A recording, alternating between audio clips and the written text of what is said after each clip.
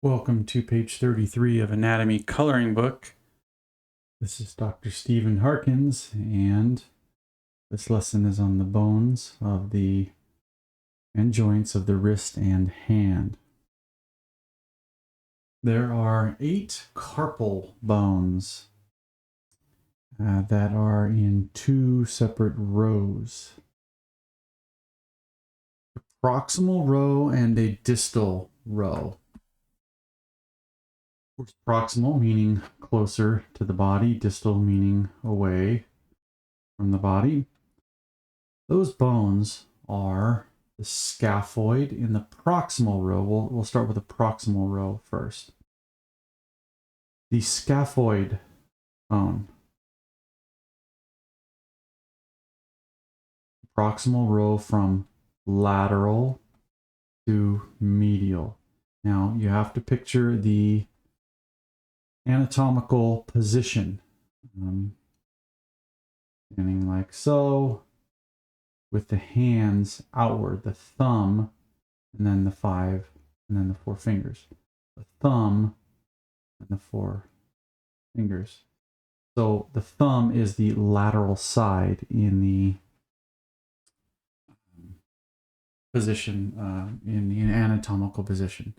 The next bone is the lunate bone. The lunate bone. The proximal row from lateral to medial. The lunate bone. And right in the middle of the wrist there. Next is the triquetrum, or the triquetral bone. Triquetral. And then lastly in the proximal row is the pisiform bone, and it is this little, it's kind of like a little tag-on bone right there. And this proximal row, it's a sesamoid bone, by the way, this pisiform bone here. It's a sesamoid similar to the patella. And the proximal row articulates with the radius. Not with the ulna, but with the radius. In this radiocarpal joint right here. And this joint allows for wrist abduction away from the midline, wrist adduction toward the midline, as well as wrist flexion and wrist extension. And that all occurs here at the radiocarpal joint. Mind you, this isn't considered a joint in here. There is no carpal ulnar carpal joint.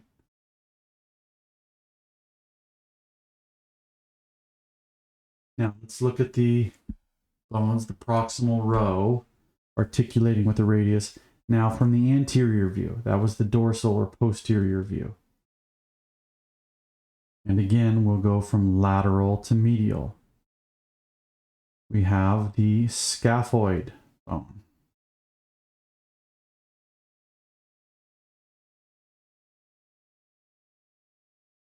The proximal row, articulating with the radius.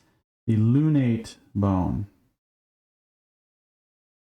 And the triquetral bone underneath here with the pisiform bone on top of it, or on the anterior side of it. You can feel that pisiform bone with your thumb and reach over to the ulnar side of your wrist, the far ulnar side, and there is a bump right there, a palpable bump. That is your pisiform bone.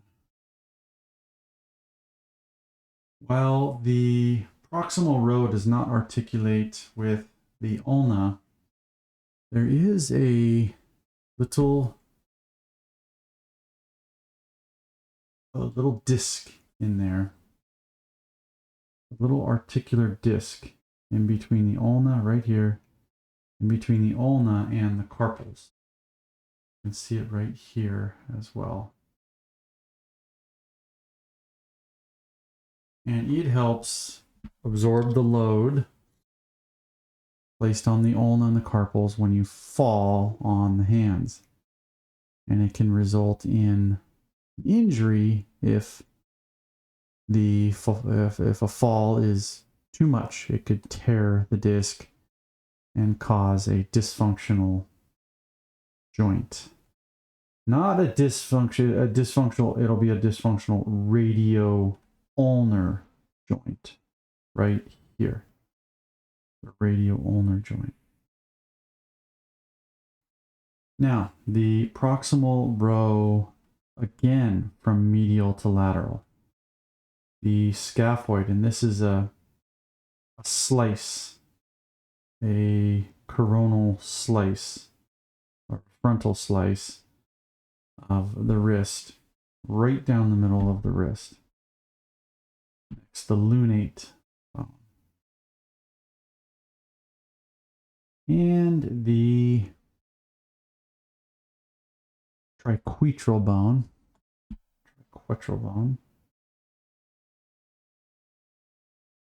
With the pisiform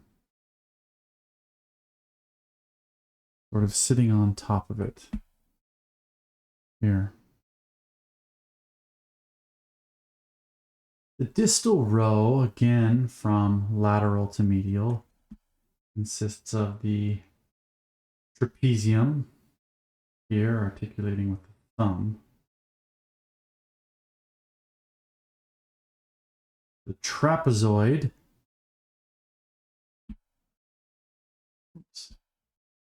trapezoid bone here,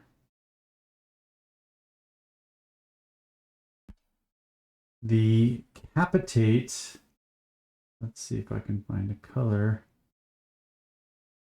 the capitate here,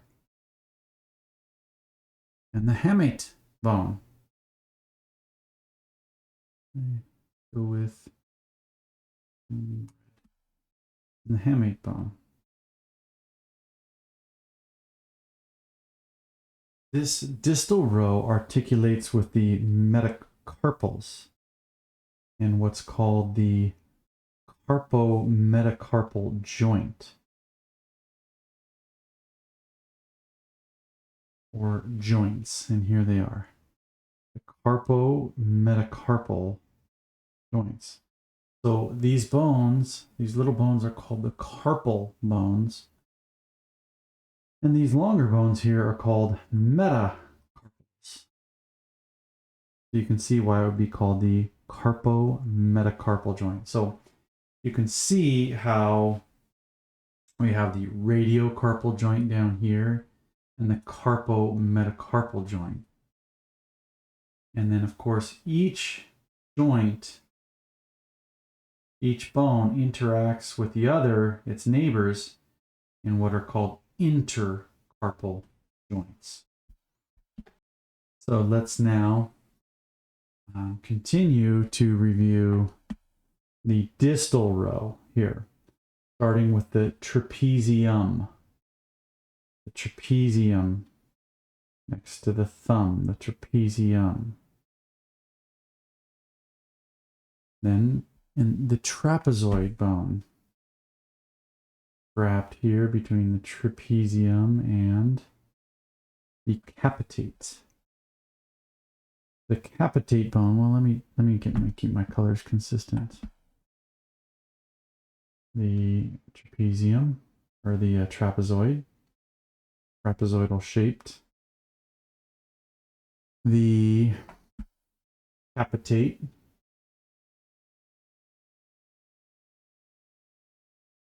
and the hamate. What color is the hamate? We'll make that red. The hamate bone, you can see them articulating with the metacarpals. And so let's color code here. Trapezoid is yellow here. Capitate, green.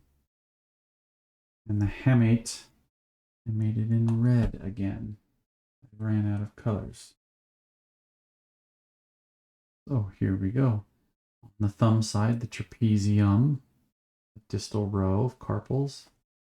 the trapped in there, in between the trapezium and the capitate, is the trapezoid. Then the capitate. And lastly, in the distal row, the hamate. The hamate bone. And there's a little hook. I call that the hook of the hamate bone right there on the ulnar. And as I had mentioned, the next bones, these longer bones here, are called metacarpals. This is the first metacarpal. The metacarpals have a head and a base. The head articulates out here with the phalanges. These are the metacarpals. These long bones in between the carpals and the phalanges. The head and then the base. Metacarpal head and base. And of course, the phalange is similar to the foot. The proximal phalange and the distal phalange. Proximal, distal, proximal, distal, proximal, distal, proximal phalanx, distal phalanx. And of course, middle, middle, middle, middle. Each of these joints are called interphalangeal joints. This is the proximal interphalangeal joint, and this is the distal interphalangeal joint, sometimes referred to as a dip. And these are referred to as pip sometimes. Now, the joint between the metacarpals and the phalanges is called the metacarpal phalangeal joint. And of course, the motions of these finger joints are simple flexion and extension. Flexion and extension. Now, and also abduction and adduction. Let's take a closer look. Okay, here we have our metacarpals. Here's the thumb, the head, and the base. Number 1, number 2, number 3, number 4, number 5, metacarpals. We have our phalanges, proximal, distal and distal of number 1, proximal, distal of number 2, 3, 4, 5, and of course the middle phalanges. The middle phalanx of each finger. And the lateral view. Let's see if we can, or the medial view here. Let's see if we can label some of these. Next to the trapezium, of course, we have the thumb. Of course, we have the trapezium. And the drawing isn't very clear here. Of course, let's make that same color for consistency. Trapezium. The trapezoid is here somewhere. Of course, on the lateral side here, in the proximal row, we have the scaphoid. And then the lunate, and then the drawing gets pretty sketchy after that, or the lunate would be right here, actually.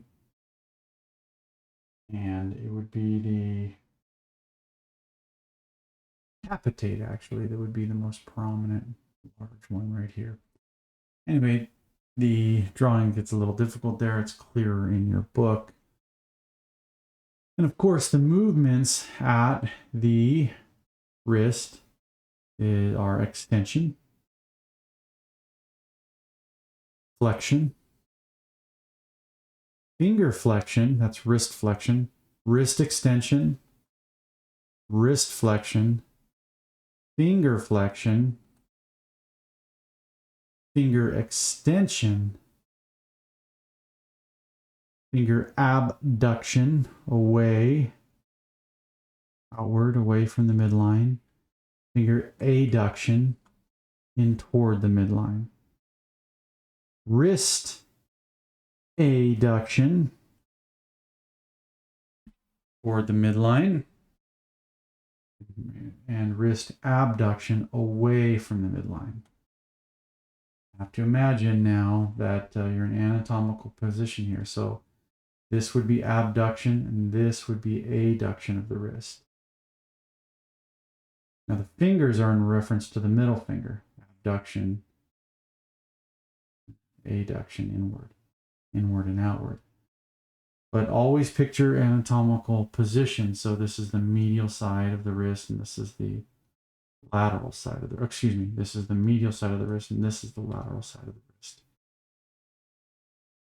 But as I said, when we're talking about the hand, this is abduction away from this midline. And this is adduction towards this midline. So what this is pointing out here. Now the wrist does contain two ligaments similar to the elbow. The radial collateral ligament and the ulnar collateral ligament. Of course, these ligaments protect against excessive, movement in either direction, excessive abduction and adduction. You can imagine the ulnar collateral ligament would protect against too much of this movement here. The radial collateral ligament would protect from dislocating in this direction here. And inside, encapsulated inside, is a synovial cavity, as we have with all synovial joints. And of course it has synovial fluid in there. Cavity surrounding all these bones. And of course there's articular cartilage surrounding all of these joints on the bone here. And even each one of the carpals has cartilage, slippery cartilage surrounding it. Nice layer of cartilage. So that these bones can be free to move without friction, with very little friction. And some joint capsule here. So you can see that the joint capsule extends all the way down to the distal radio-ulnar joint cavity, right in between the ulna and the radius, right here, between the ulna and the radius. Of course, articular cartilage surrounding on the metacarpals, bases of the metacarpals as well. And this represents the end of page 33. Bones, Joints, Wrist of the Hand, Anatomy Coloring Book. This is Dr. Stephen Harkins.